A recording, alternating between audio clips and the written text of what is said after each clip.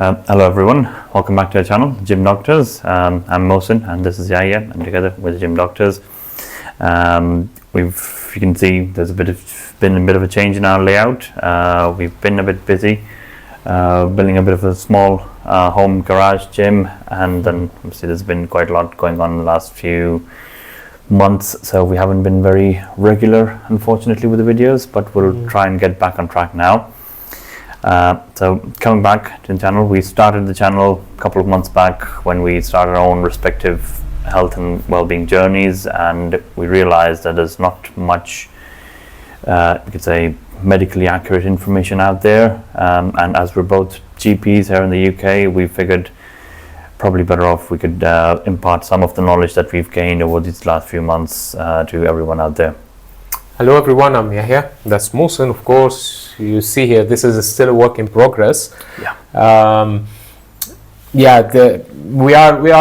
GPs and doctors, but still these videos are just for entertainment purposes. Please consult your doctor or your professional trainer before doing any exercise.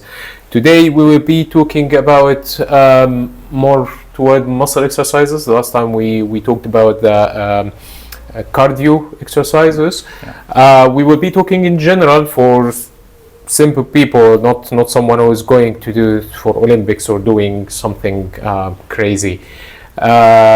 We will talk about the main thing that you need to do. Why do you need to do it? What are the aims that normal people like us are aiming for, and what we do in our exercises.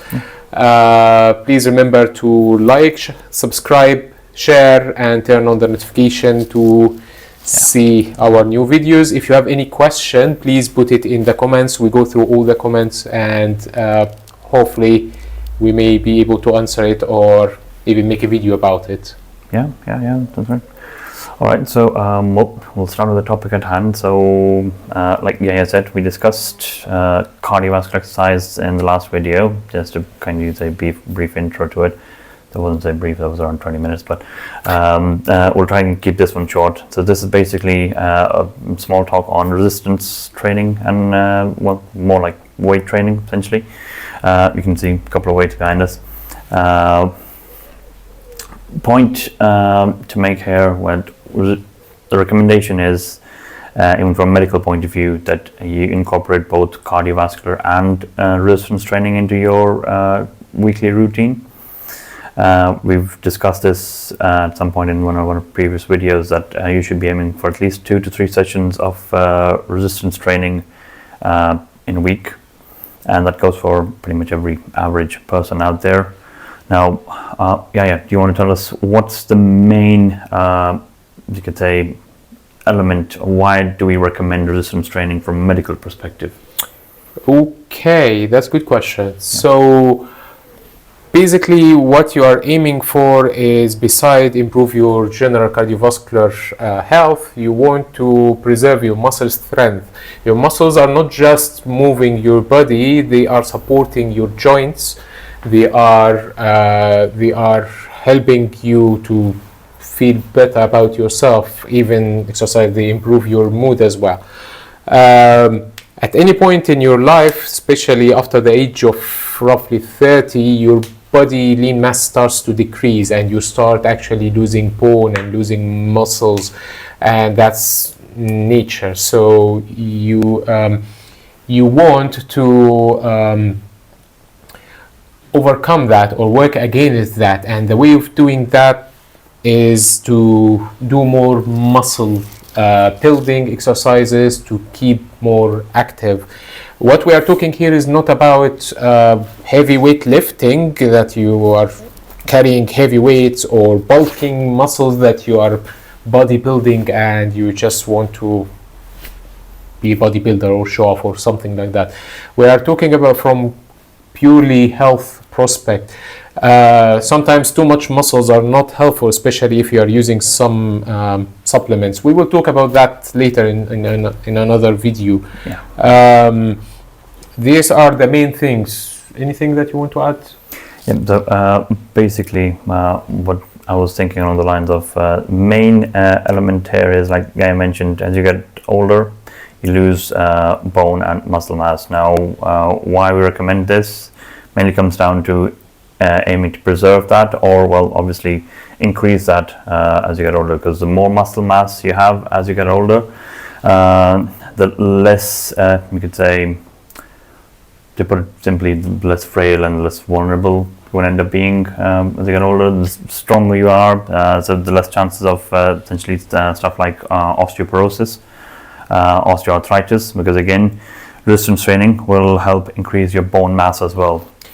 Yeah, osteoarthritis, when the bones are rubbing against each other, and in that case, there will be wear and tear inside the joint, and this will end up with you getting some stiffness, pain in the joint on activity. You don't know what did you do. It's just happening out of the blue.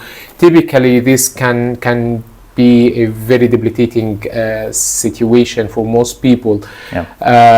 Osteoporosis, on the other hand, is thinning of the bone. The bones become more fragile, and they tend to break easily. We are not talking about medical conditions that can be causing this, or hormonal imbalances, or if you are taking a medication that can be causing this. We are talking more about natural deterioration of the bone mass with age. That's basically what we are talking about when you are doing exercises. That's why we always advise, okay, speak to your doctor or speak to your professional trainers, because you may have some underlying condition or something else that may be causing fracture. So actually, by doing heavy exercises, you may be harming yourself. Yeah. So in a nutshell, that's the main gist of what resistance training will do for you. That will help prevent these conditions from developing. And if you even do have these conditions, more often than not, I would say 90% of the time, our patients do see benefit with these essentially exercises. Because what happens is, to put it very simply, when you're exercising, when you're doing resistance training or weight training, you build up your muscle, you build up the strength in your muscle, and what that does inadvertently is the muscle will essentially take some weight off your joint. So if you do have osteoarthritis, and like I mentioned, the bones are rubbing against each other, the muscle strengthening will actually help ease the pain off the joint as well. That will essentially lead to a bit of a improvement in the actual disease and the pain itself. So essentially, in the long run, that's pretty much the mainstay, because it comes down to functional training.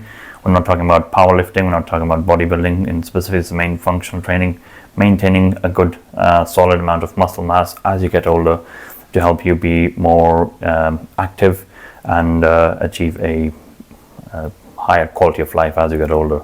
So that's the main aim when it comes down to resistance training. I mean, apart from a host of other benefits that you do get from it, essentially one of the main ones would be weight loss, because it will help you burn calories. So the more calories you burn, essentially the more the higher chances that you start losing weight and essentially cutting down on some fat. And I've kind of come to a conclusion that quite often nowadays, when you see patients, it's more a problem of them not having enough muscle mass, not having enough essentially bone mass, muscle mass, compared to being obviously obese or being overweight. That's a different aspect altogether. Yes, that is a problem, but keeping that aside, the excess amount of fat aside, low amount of muscle mass is another significant problem that leads to our essentially patients being a lot vulnerable and frail as they get older. One example of this is back pains. So with back pains, people tend to, I'm in pain, I should not be doing anything. Once I start doing anything, I'm in pain, so I stop doing anything. This cycle will end up with losing muscle mass, and this will end up with less muscle fiber, less muscle strength, and more susceptibility to being injured. And that way you will just end up in a cycle of I'm having pain, I'm getting injury, more pain, and injury and more pain. The way around this is to actually exercise and to push for building muscle mass. This is not including people who have physical problem with their back, like discs and and fractures and things that are pressing on nerves and similar problems. These type of problem, we have completely different approach. Yeah, so this is basically just mainly muscular back pain. That's kind of quite often you see it's gone chronic in quite a lot of people because they in that cycle, and it just goes on and on and on. Chronic means that it's long term, and usually chronic means something that lasts more than 3 months. So that's in normal conditions. Yeah.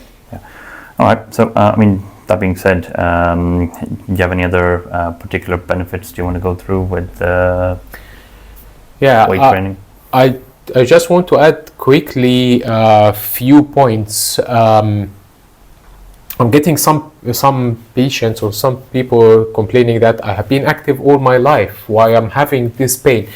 Deterioration of your body will happen if you like it or not. So your best shot is to try to keep as active as possible. Try to keep as having as muscle mass as possible. Without overdoing itself, building a lot of muscle mass at older age. There are some researchers that say that it may be actually harmful. So what you should be aiming for is in moderation. Everything in moderation will be ideal. Yeah, no, definitely agree with that. All right.